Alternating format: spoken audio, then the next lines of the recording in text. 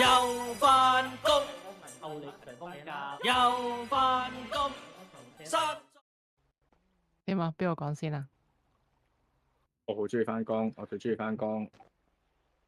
我中意麥當當，我中意麥當當。麥當當帶咗好多好有趣嘅嘢俾我，成日見到奇怪嘢，又有外星人，又有啲單身爸爸，乜都有。邊度可以見到咁多咁有趣嘅嘢啊？麥當當可以。係同事又有趣，客人又友善，我愛呢度，我愛返工。好辛酸啊！我哋呢度話晒都開始咗一個月啦，咁嚟緊我哋就即將要結業噶啦，好多精彩，諗起都好想喊啦，已經要同大家講再見啦。聽聞會有一間，有糧出冇汗出。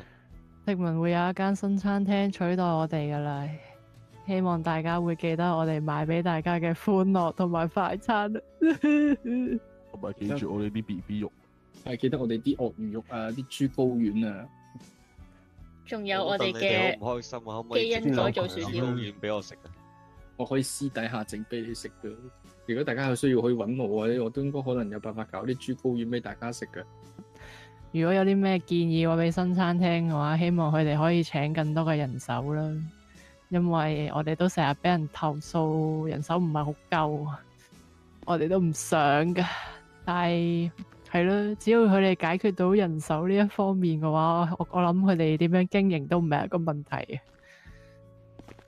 係啊，同埋多啲同啲客人互動下，傾下偈啊！如果唔係，可能會好無聊嘅客人覺得。